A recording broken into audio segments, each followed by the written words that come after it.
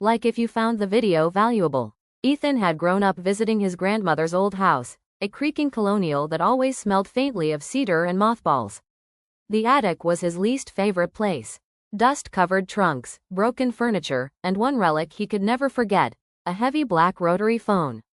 His grandmother swore it hadn't worked in decades, not since the lines were ripped out during renovations. Still, Ethan always felt uneasy around it. Something about the way the receiver seemed to wait, like it was holding a secret. Years later, after his grandmother passed, Ethan inherited the house. He moved in temporarily, sorting through belongings and deciding what to keep. On his first night, he lay in bed listening to the ticking of the grandfather clock downstairs. At 2:13 a.m., he nearly jumped out of his skin. The phone rang. A sharp, metallic trill cut through the silence of the attic above him.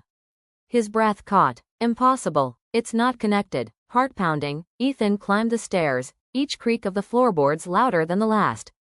The phone sat there, covered in dust, but vibrating with life. He hesitated before lifting the receiver.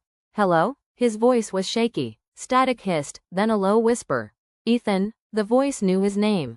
His pulse quickened. Who is this? The whisper grew clearer. Ethan Cole, 37 Pinecrest Drive.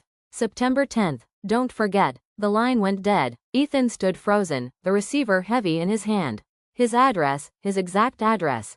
September 10th, today. He set the phone down and backed away, his skin crawling.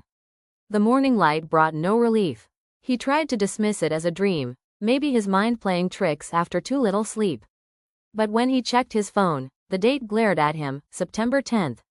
Ethan tried to distract himself with work, answering emails, making coffee, anything. But he couldn't shake the sensation of being watched. At the grocery store, he caught a figure in his peripheral vision, a man in a dark coat who seemed to follow him aisle to aisle.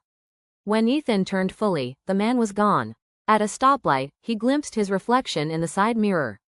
Behind him, 2 cars back, sat the same dark-coated figure. By the time he got home, his nerves were raw. He locked every door, pulled the curtains shut, and sat with his back to the wall, watching the silent attic door. At 2:13 a.m., the phone rang again. He forced himself up the stairs, trembling. The attic was colder tonight, as if the house itself was holding its breath. He answered. The whisper was sharper, closer. It's not just you, Ethan. She's next. Ethan's blood ran cold. Who? The line crackled, then cleared. A single name came through, unmistakable, Clara. His sister. Ethan's heart hammered in his chest. Clara lived 20 minutes away. Without thinking, he dropped the receiver and bolted. The roads were empty, the night stretching endlessly. He sped through red lights, every second feeling like it might be too late. When he reached Clara's house, he found her sitting in the living room, confused by his sudden arrival. Ethan, what's wrong? She asked. Before he could answer, the landline on her side table rang. Neither of them had used it in years. Ethan's stomach dropped. He snatched the receiver before she could, pressing it to his ear. The same whisper spoke, calm and deliberate. You can't stop it. The line went dead. Clara stared at him, wide-eyed. Ethan, who was that? But he couldn't answer, because from outside, down the quiet suburban street, came the sound of another phone ringing. Then another, and another. A chorus of forgotten phones, all calling at once, as if the whole neighborhood had been waiting for this moment. Ethan gripped Clara's hand, pulling her away from the window. He realized something terrible. This wasn't just about him. The calls had only just begun.